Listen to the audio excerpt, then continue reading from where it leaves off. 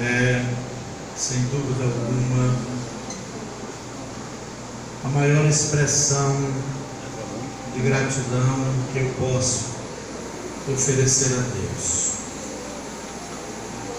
Pois no dia 28 de dezembro de 2012, na última reunião que tive com o nosso querido pastor José Antônio dos Santos, ali no seu gabinete particular, ele me pediu: Mário,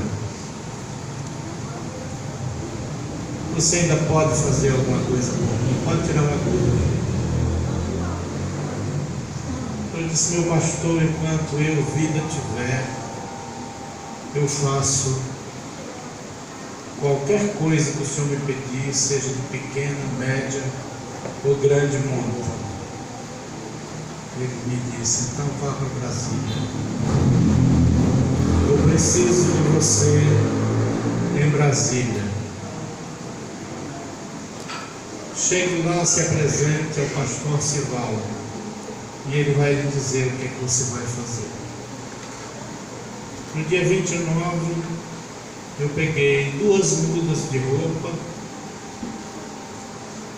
e meus 2 filhos e o meu carro,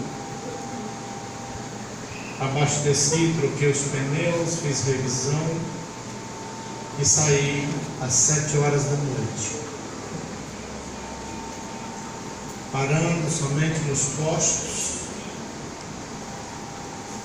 e nos restaurantes. Chegando ainda em Brasília antes da virada do ano, lá já tinha alguém à minha espera. Me apresentei no dia 5 ao pastor Sivaldo, que é o pastor da maior igreja de Brasília. O pastor Sivaldo me disse: pastor Mário, a convenção geral se avizinha, será no dia 8 a 13 de abril.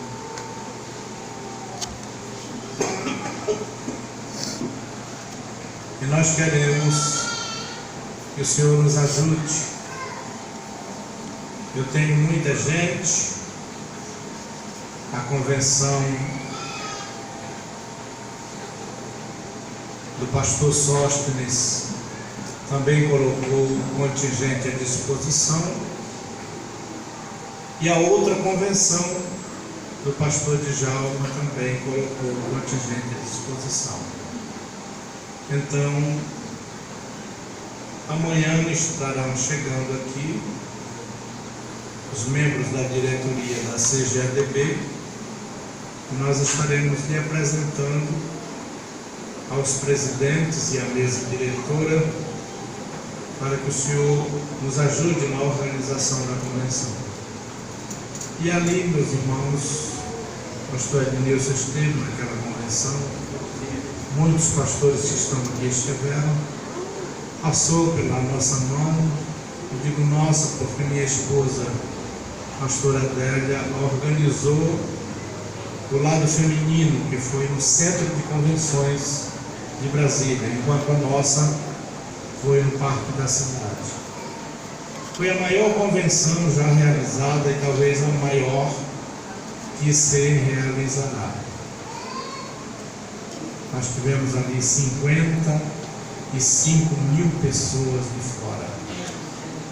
No outro dia eu fui apresentado ao governador, o governador reuniu o secretariado e colocou todas as forças à nossa disposição. E passamos ali, desde o mês de janeiro até o final da convenção, a nos utilizarmos da estrutura do governo do Distrito Federal, com acesso a todos os órgãos, com acesso livre a qualquer local e ainda com segurança do Estado. Terminou a convenção e nós permanecemos ali em Brasília cooperando com o pastor Sival. No dia 20 de outubro de 2013, eu comecei a sentir alguns sintomas.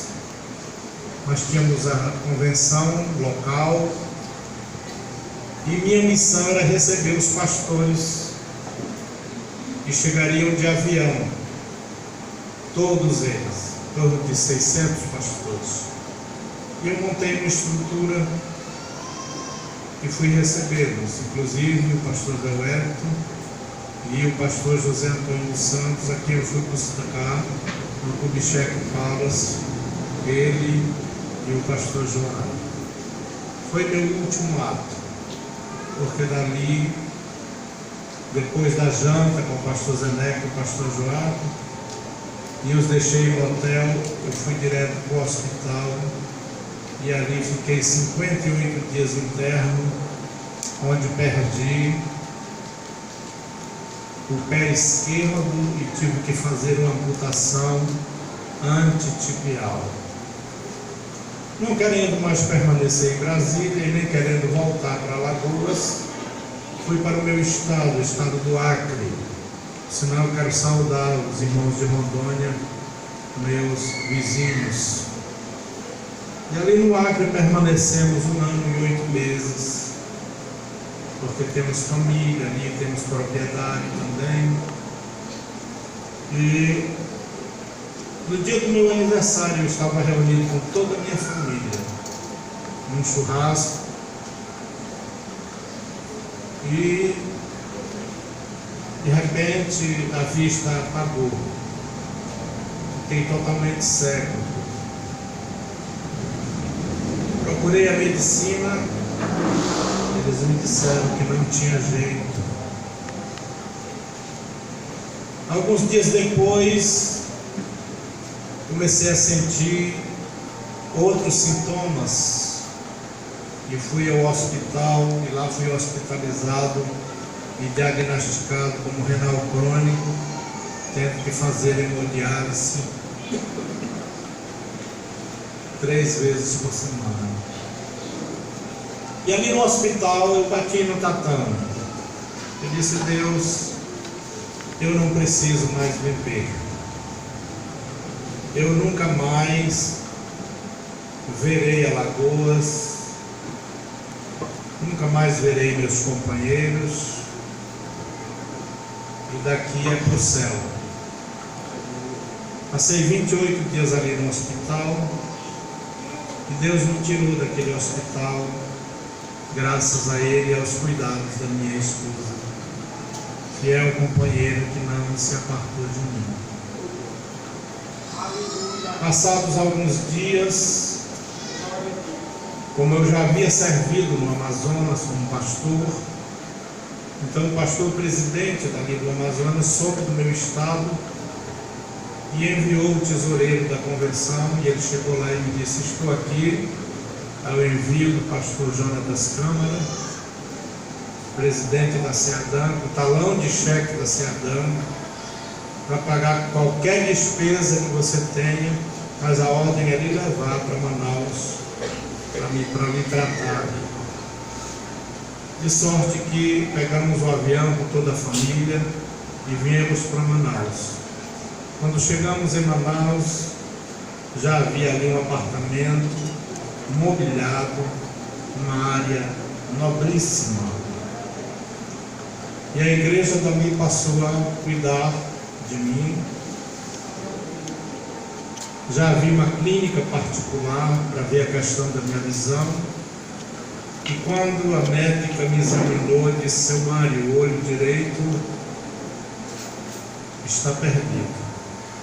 Agora o olho esquerdo, se o senhor tiver paciência, eu vou fazer 3 cirurgias. Na terceira, o senhor recuperará 30% da visão. E ali eu fiquei em Manaus, irmãos, 1 ano e 8 meses. E foram feitas as cirurgias. E para a glória do nome do Senhor, foi recuperado realmente os 30% da visão. Não dá para ler nem para escrever, mas Dá para, por exemplo, eu me locomover aqui, pegar o corredor e sair até a porta do carro. Para quem já foi cego, isso é muita coisa. Então, é por isso que eu estou dizendo, eu nunca pensei que pisaria mais neste púlpito, pastor Edmilson. A última vez que eu ministrei aqui foi no culto de Santa Ceia, e fazem 10 anos, e eu falei sobre a intimidade de Cristo com a igreja. Nesta noite, nós queremos trazer uma mensagem em formato que é culto de missões, e pela graça de Deus, e aqui a minha retaguarda está o pastor Edmilson, sabe que nós estivemos em mais de 40 países. Pela graça de Deus a gente fala alguns outros idiomas e trabalhamos também na obra missionária. E o missionário, ele nunca deixa de ser missionário. Pastor Edmilson nunca deixou de ser missionário e nunca deixará. E a igreja, que é uma igreja missionária, é uma igreja abençoada. Amém? Então, queridos, nesta noite eu quero trazer um assunto que eu confesso para vocês que ele é novo para mim também. Eu nunca falei sobre esse assunto, não tem nada escrito, não adianta procurar na internet, no Google, onde vocês quiserem, Instagram, e aquilo que vocês vão ouvir nesta noite veio às 3 horas da manhã de ontem, do coração de Deus para o coração desta igreja. Eu não sou um pastor eloquente, eu já fui, até porque fui locutor de rádio e narrador de futebol. Eu falava 128 palavras por minuto. Mas desde que Deus me moderou, então eu não sou um pastor eloquente e não tenho também preocupação em fazer a igreja vibrar. Eu tenho preocupação de que vocês guardem alguma coisa do que ouviram. Se ao final da mensagem alguém tiver guardado pelo menos uma coisa do que eu falei, eu me sentirei recompensado. Mas nesta noite, por exemplo, vocês vão descobrir qual foi o pecado da esposa de Noé. Vocês já ouviram falar nesse tema? Qual foi o pecado da esposa de Noé?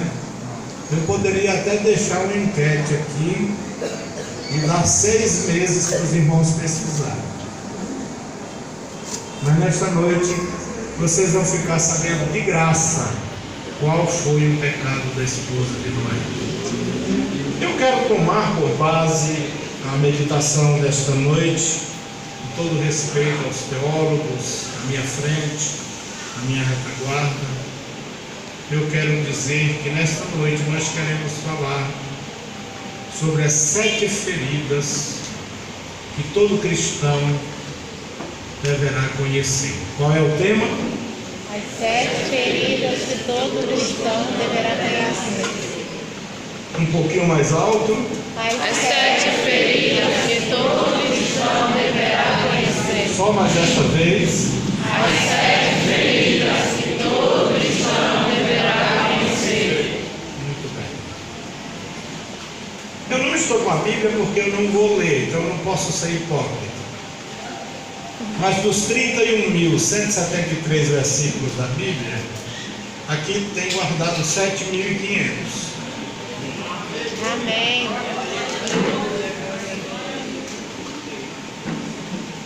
Eu quero citar 2 textos, um em Isaías e outro em Jeremias. O primeiro ocorreu 100 anos antes do segundo, porque o profeta Isaías viveu aproximadamente há 775 anos antes de Cristo, e o profeta Jeremias exatamente 100 anos depois. Então dizia o profeta Isaías: toda cabeça está me ajudem, enferma, e todo o coração doente. Então vocês imaginem, irmãos, a cabeça enferma e o coração doente, o que é que sobra?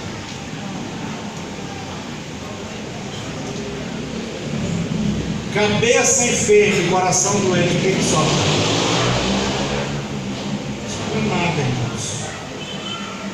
Porque o coração, diz a Bíblia, ele é a saída da vida. E a cabeça, na cabeça nós temos o cérebro, dividido em 3 partes. Essa nossa massa cefálica está dividida em 3 partes. A primeira está o consciente. Como é o consciente, pastor? É quando eu vejo alguém, eu vejo, por exemplo, o pastor Ednilson, e digo: pastor Ednilson, a paz do Senhor. Então o pastor Ednilson está no meu consciente. Mas aí passou muitos anos e eu não vi a irmã Raquel Matias. Não sei se ela está aqui. Raquelzinha, como eu chamava ela. Aí eu olho para ela, paz do Senhor, pastor Mário. Aí eu digo: paz do Senhor, minha irmã. Eu sei que eu já vi a Raquel, sei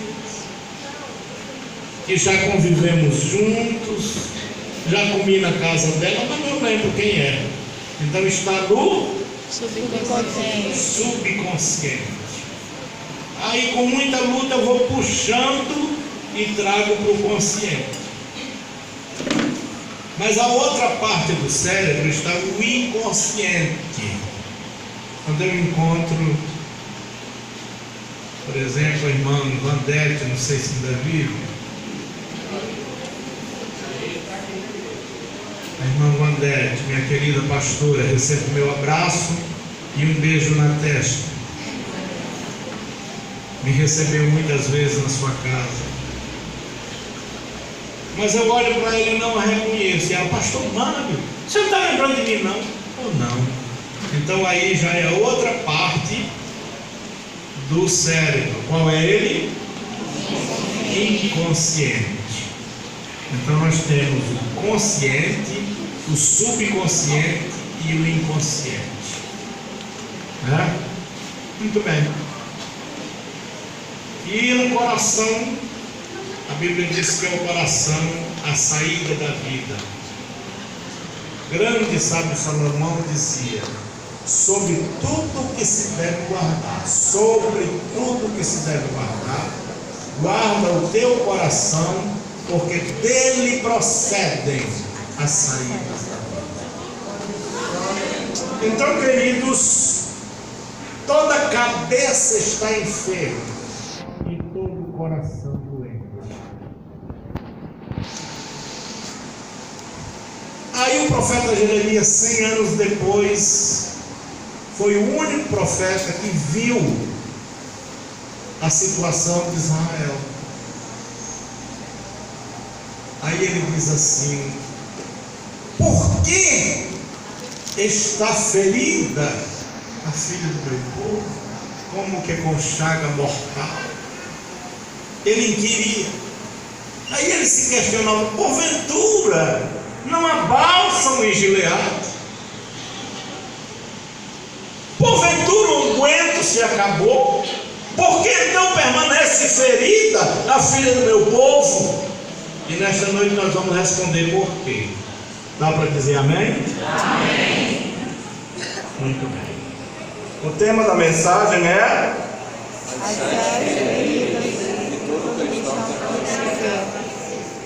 as 7 feridas que todo cristão deve conhecer. Vamos falar da primeira ferida. A primeira ferida, nem eu e nem você existiam, nem os nossos pais, nem os pais dos nossos pais, nem os nossos ancestrais. O mundo ainda não existia. Nós estamos num período chamado eternidade, que é um período antes de tudo, que a mente humana resolveu chamá-lo de eternidade, porque a minúscula mente humana nada conseguiu captar até hoje a respeito daquele tempo. Então, lá na eternidade, a abriu-se a primeira ferida. E vocês sabem muito bem qual foi. A Bíblia diz que havia um anjo privilegiado, que Deus colocou sobre a terra original. Essa terra original, ela era uma terra calçada por pedras preciosas. E a Bíblia diz no livro de Ezequiel que ele pisava no ouro, quando mudava o pé ia para a prata, quando dava outro passo ia para o diamante, dava outro passo ia para topázio, para o jaspe, para a safira, para o carbunclo, para a esmeralda, e assim ele saía pisando cada passo numa pedra preciosa diferente. Mas não satisfeito com isso, ele olhou assim e disse: isso não me basta. Muita gente diz que o primeiro pecado foi o orgulho, mas este simples teólogo entende que o primeiro pecado foi a insatisfação. Cuidado com a insatisfação. Tem gente que não se contenta com nada. É diácono num ano, no outro ano ele já quer estar na fila do presbítero. E se não separar, ele fica bochechudo. Aleluia! E por aí eu vou me calar, porque não é culto de doutrina. Mas a insatisfação é grande. Às vezes o pastor precisa estrategicamente de uma pessoa no outro setor, ele quer mudar e ele fica bochechudo, como se aquele grupo fosse dele. Meus irmãos, cuidado com a insatisfação. Então aquele cidadão celestial não se deu por satisfeito. Aí olhou assim e disse: eu subirei ao céu. Acima das mais altas nuvens de Deus colocarei meu trono. No monte da congregação me assentarei das bandas do lado do norte. Todo aluno de primeiro grau sabe que o norte está para cima. Em outras palavras, ele queria ficar acima do trono de Deus.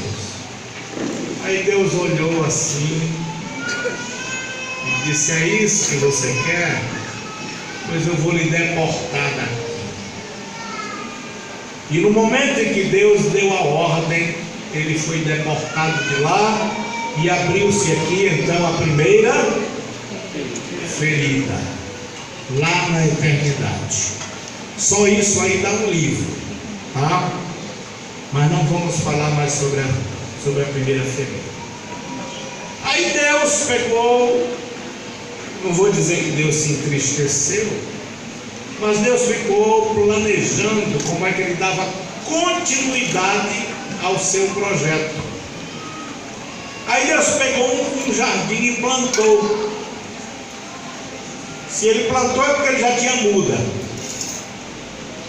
A Bíblia diz que ele plantou o jardim do Éden. Deus restaurou a terra. E como coroação da sua obra, Deus criou o homem e o colocou no jardim para que o homem dominasse sobre o jardim. Então a primeira ferida foi sarada quando Deus soprou sobre as narinas do homem e o fez alma vivente. Todo o projeto de Deus estava agora sobre Adão. Aí Deus olhou para Adão e disse: cresça, se multiplique, encha a terra, subjugue ela e domine sobre peixes do mar, sobre aves dos céus, sobre tudo quanto é de animais. Aí o homem estava lá, sozinho. Aí Deus fez algo interessante. Olha, irmãos, Deus fez algo interessante. Deus fez algo muito lindo. É por isso que eu sou apaixonado por Deus. Aí Deus fez os animais desfilarem na frente de Adão. E os animais começaram a desfilar, e ele via que para cada macho tinha uma fêmea, e para ele não tinha. E Deus fez ele desejar ter uma mulher. É por isso que eu digo aos solteiros: não adianta você querer casar alguém que não deseja ter uma mulher, porque até Deus fez o homem desejar ter uma mulher. Aí Deus fez o homem desejar ter uma mulher. Quando o homem sentiu o desejo, aí Deus disse: agora eu posso trabalhar, posso dar prosseguimento ao meu trabalho, a minha missão. Aí fez o homem dormir. O homem dormiu, e duas plataformas se abrem aqui enquanto o homem está dormindo. A primeira plataforma é que todos nós conhecemos. Ele cerrou a carne de Adão e tirou uma, mas a segunda plataforma ninguém fala dela. Deus fez o homem sonhar. Enquanto Deus estava fazendo a cirurgia, o homem estava sonhando. E vocês sabem com quem ele sonhou? Hein? Quem se atreve a dizer? Com uma linda mulher. Quando ele acordou do sonho, estava na frente o produto do seu sonho. Aí ele deu um brado e disse: esta agora é carne da minha carne e osso dos meus ossos. Tem pregador ensinando que Adão tinha outra mulher, porque ele disse esta agora. Se tem esta, é porque tinha aquela. Mas aquela é aquela do sonho, tá? Não era outra mulher, não. Dá para dizer amém? Amém. Aí, ali estava o produto do seu sonho. Aí ele amou ela, porque ele havia sonhado com ela. É por isso que o pastor Mário, quando dá palestra para jovem, ele diz que não tem amor à primeira vista. Mas aí depois, se vocês quiserem entender isso aí, tem que me contratar para eu explicar isso aí. Muito bem. Aí tudo estava andando, a primeira ferida estava sarada. E Deus muito animado. E daqui a pouco o homem é induzido pela mulher e come do fruto. Quando ele comeu do fruto, a primeira coisa que ele descobriu era que estava nu. Aí abre-se a segunda ferida. E agora, como Deus tinha que tratar a segunda ferida? E os anos se passaram. Aí veio os filhos de Adão. Veio Caim e Abel. Caim matou Abel. Daí para frente só foi tragédia. Aí depois veio Enos, veio Cainã, veio Malalael, veio Jared, veio Enoque, veio Matusalém e veio Noé. Quando chegou em Noé, aí Deus parou e disse: está na hora de curar aquela ferida. Deus já tinha curado a primeira ferida quando pôs Adão no paraíso. Mas agora ele precisava curar a ferida que Adão havia aberto. Pastor, e o que isso tem a ver com missões? Nós vamos chegar lá. E a paciência. Aí Deus trabalhou em Noé, investiu em Noé. E tudo estava dando certo e tal. Entraram na arca, papapá. E a mulher de Noé, sempre uma mulher virtuosa, ao lado dele, não chamou ele de doido, não disse que ele estava louco, não reclamou com ele, levava a comidinha na hora certa, ele trabalhando. E a mulher de Noé era uma bênção. Mas aí entraram na arca. A mulher lá de Noé é uma bênção, no meio daquela bicharada toda. A bicharada estava no piso de baixo, os excrementos subiam no rumo de cima, aquele cheiro de gás terrível, mas a mulher de Noé não reclamava de nada, era uma santa de Deus. Chega o fim do dilúvio, aí Noé planta uma vinha. A mulher de Noé era bênção. Mas aí a mulher de Noé parou de vigiar. Aí Noé tomou uma cachaçada. E ela parou de vigiar. E quando der fé, Noé está literalmente nu. O filho dele mais velho disse: papai está nu, papai está nu, papai está nu. Quem havia falhado? Quem havia falhado? Hã? Aí está o pecado da esposa de Noé. Mas o filho mais velho foi lá e cobriu ele. Mas a ferida ficou aqui. Quantas feridas já? 3. Aí Deus trabalhou pelo seu propósito, achou lá na frente um homem chamado Abrão. Aí mudou o nome dele para Abraão, disse: sai da tua terra, do meio da tua parentela, vai para a terra que eu te mostrar. Lá vai Abraão, obedecer em tudo, cheio de fé, cheio de coragem, lutou com 5 reis, venceu.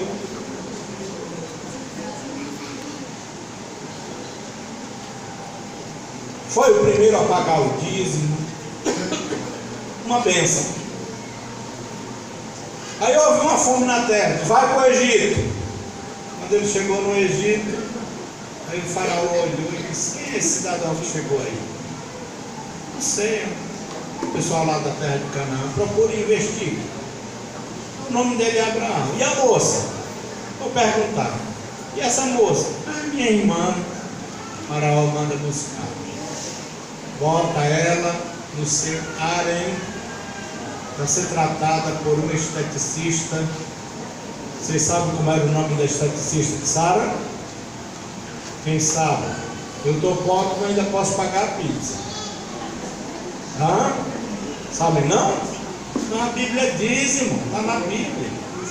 Ela recebeu um esteticista por nome Agar, uma assessora de beleza, para preparar ela para que o rei pudesse entrar a ela.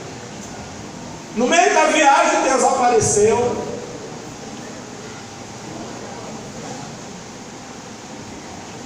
e disse: não toques nela, porque ela é irmã dele, mas também é esposa. Com essa mentira, abriu-se mais uma ferida. Quantas feridas? Aí Deus não pôde mais realizar o seu propósito com Abraão. Não dá para trabalhar com um homem mentiroso. Foi uma ferida que foi aberta. 4 feridas. Aí Deus ficou com essa ferida. Abraão fechou a ferida de Noé, mas agora abriu outra. Agora vamos passar os anos. Passa Abraão, passa Isaac, passa Jacó, passa José, passa umas 12 tribos e a ferida aberta. Aí lá na frente, Deus acha um homem ruivo, que sabia tocar harpa e que era um homem valente. Como era o nome dele? Davi. Aí Deus olhou a Davi e para ele foi um achado. Ele disse: achei a Davi, filho de Jessé. Esse aqui vai curar a ferida do outro. Aí trabalhou. Vocês sabem toda a trajetória.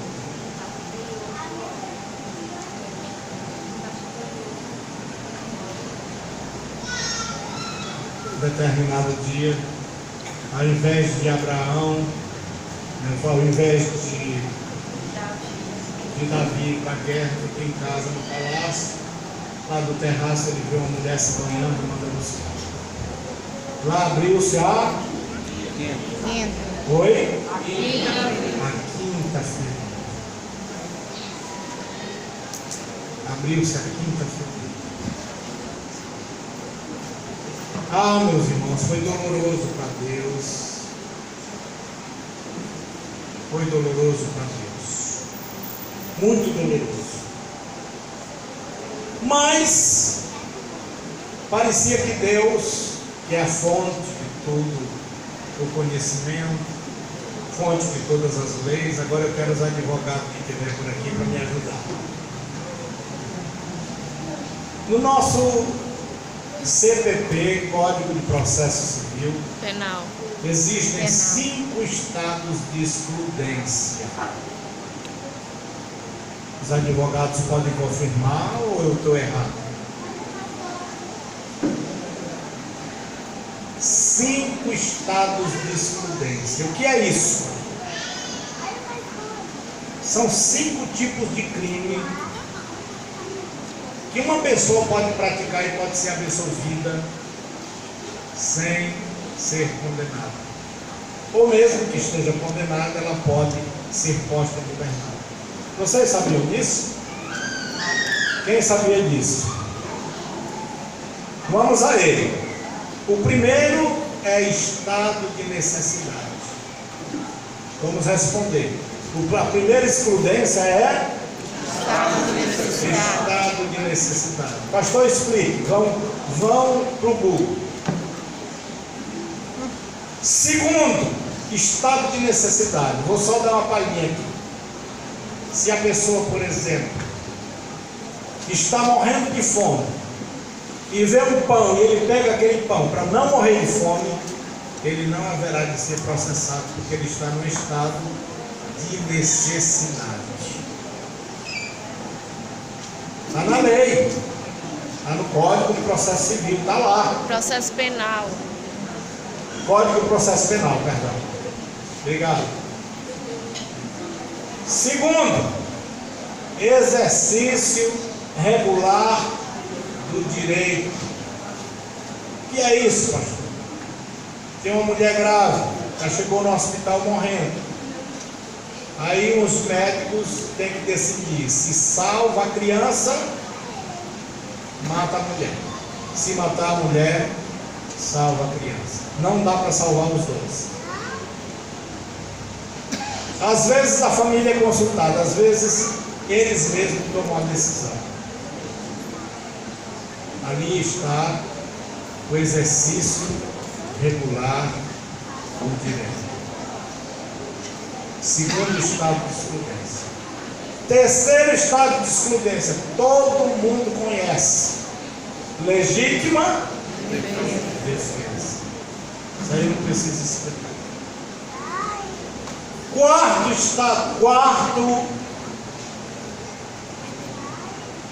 estado de excludência. Estrito cumprimento do dever legal. É o policial que está na rua, é o militar, é o policial federal. Se ele está no estrito cumprimento do dever legal, se ele está na guerra, então ele não pode responder. Mas tem mais um.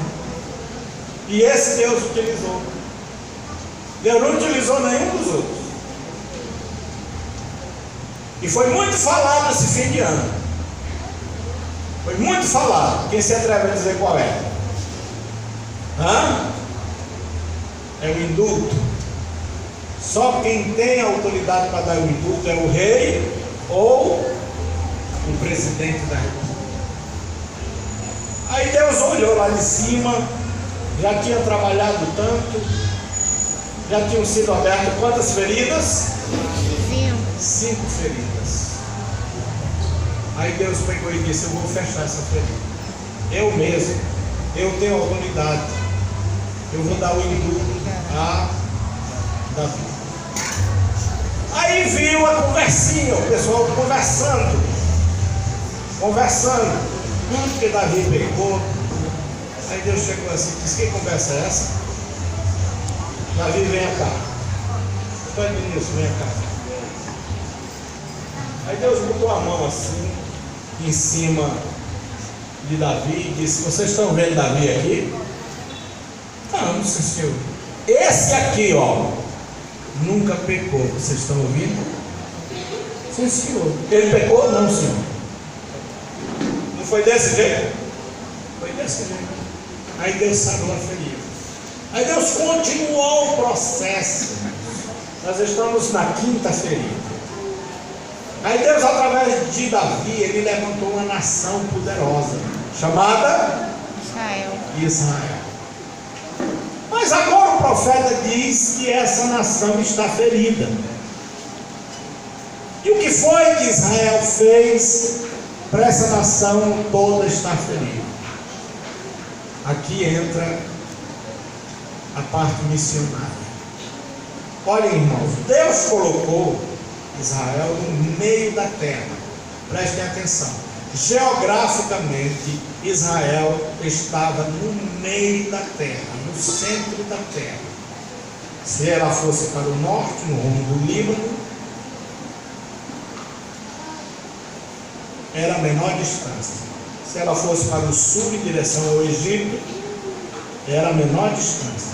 Se ela fosse para o leste, em direção à Síria, Nínive, era o lugar mais perto. Se ela fosse para o oeste, em direção ao mar Mediterrâneo, era a mesma distância. Israel estava no meio da terra, estrategicamente, porque Deus disse: de Sião sairá a lei. Deus estabeleceu Israel para ganhar todas as nações para Deus, com a grande missão de ganhar todas as nações para Deus. Você sabia disso? Israel foi a grande missionária que Deus apostou nela. Botou ela no meio da terra. Disse: vocês vão ser diferentes das outras nações.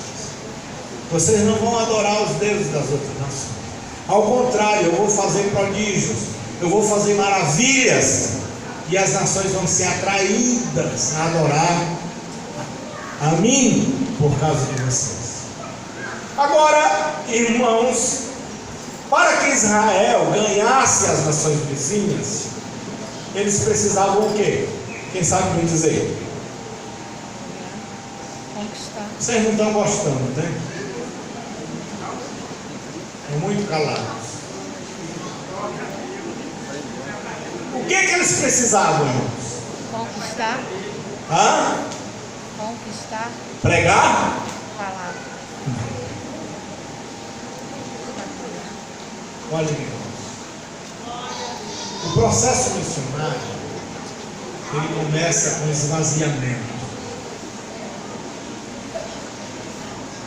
Se você não se esvaziar do seu eu, do seu ego, dos seus conceitos, das suas crenças, você não faz missões.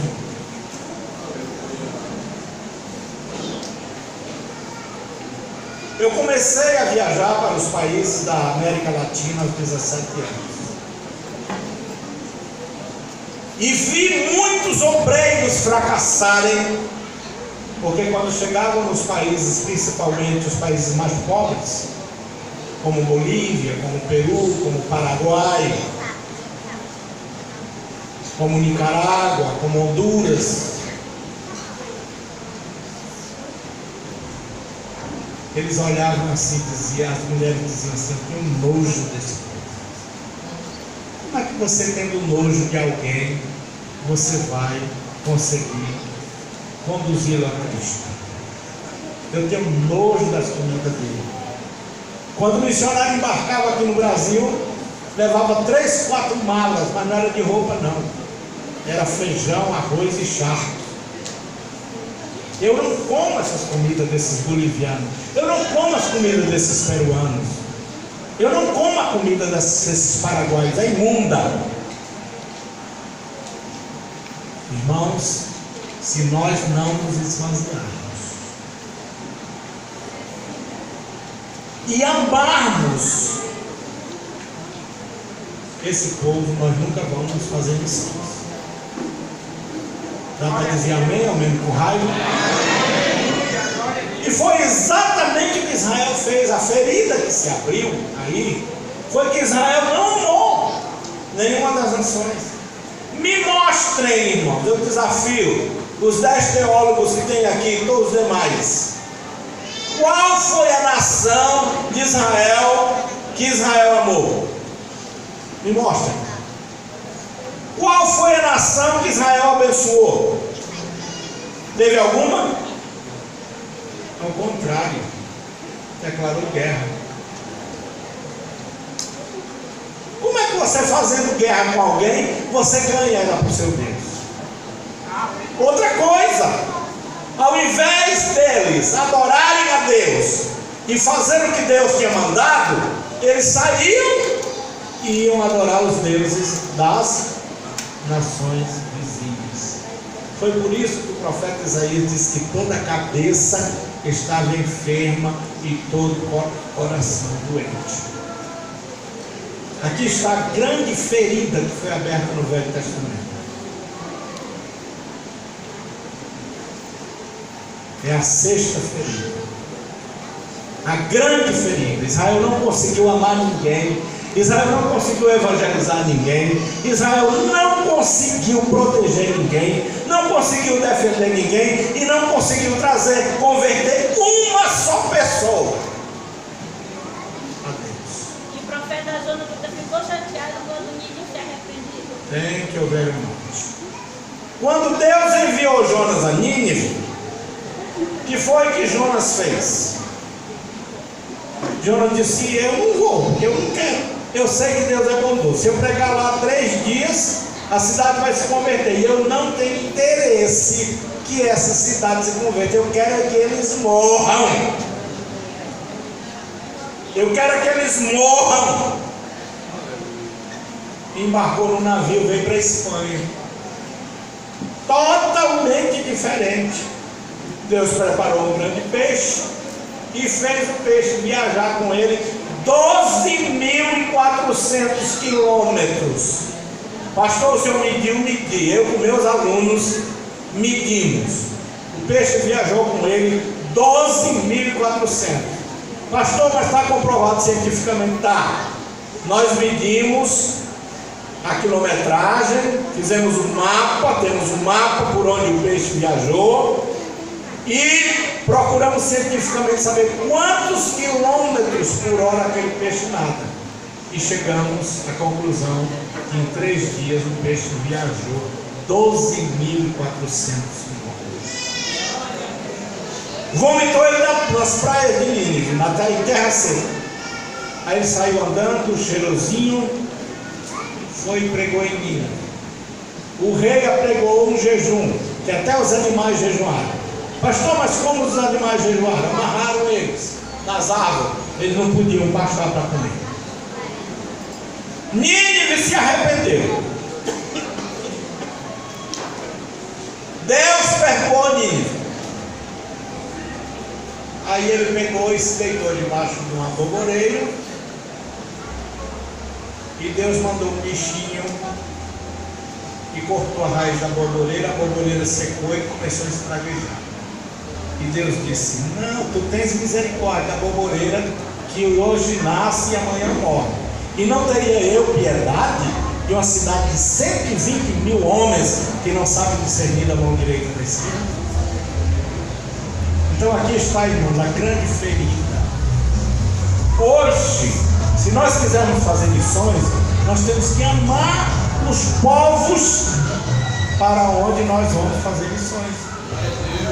Quando eu era professor de teologia, eu dei muitas vezes a disciplina de missiologia. E atendi no gabinete muitas pessoas que chegavam: pastor, eu tenho uma chamada missionária. Eu digo: para onde? Eu não sei ainda. Você não tem chamada coisa nenhuma.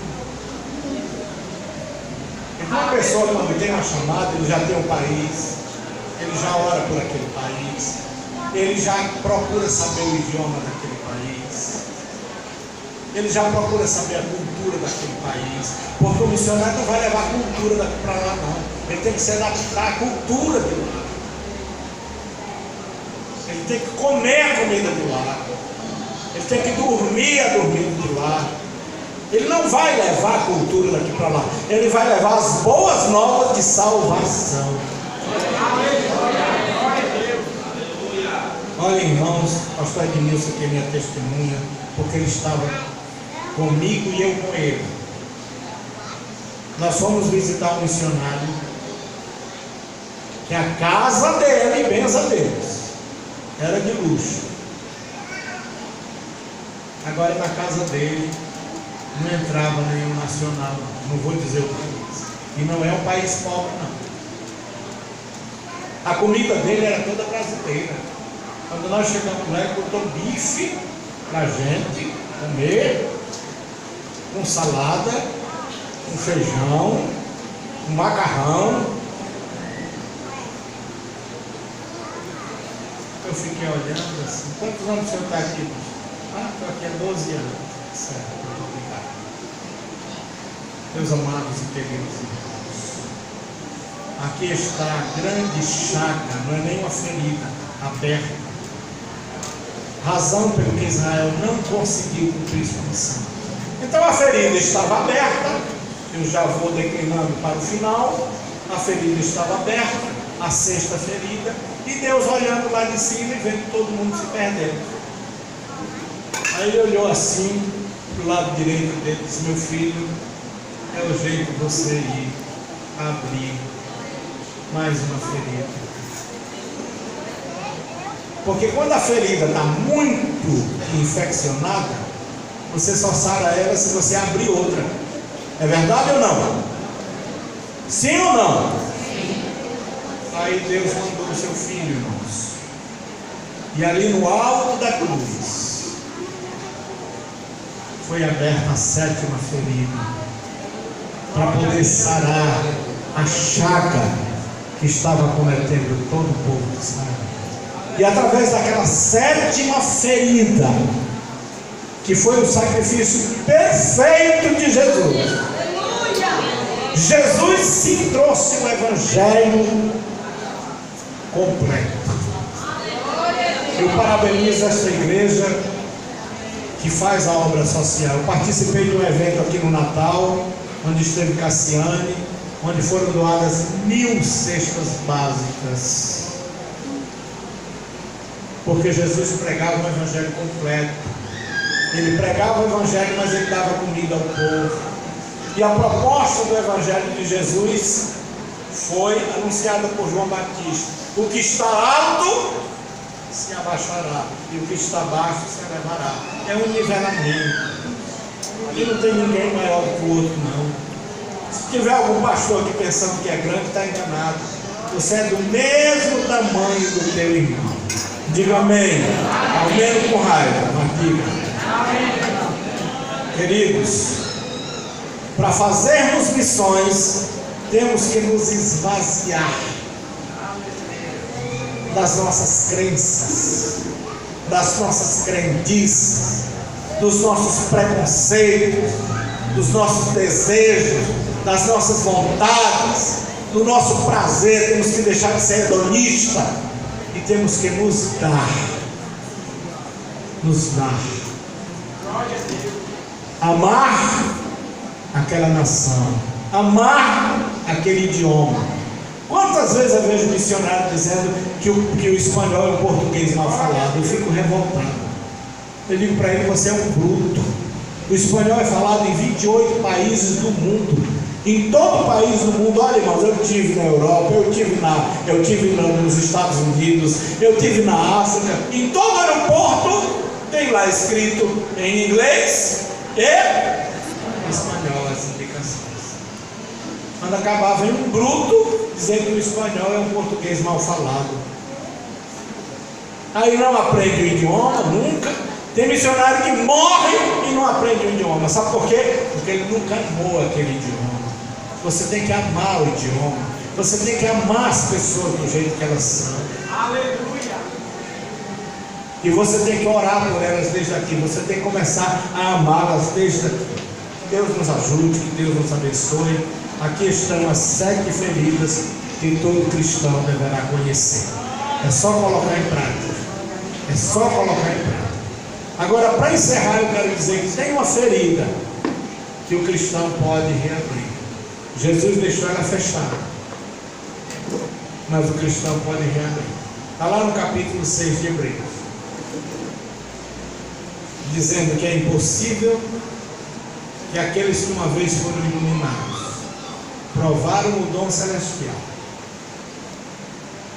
se fizeram participantes das virtudes do século futuro e recaíram, sejam outra vez iluminados para arrependimento, quanto a estes, de novo crucificam o Filho de Deus e o expõem ao vitupério. Ou seja, abrem a ferida do corpo de Jesus. Tenhamos cuidado para nunca sermos essas pessoas que vamos vituperar o corpo de Jesus. Que Deus nos abençoe, irmãos.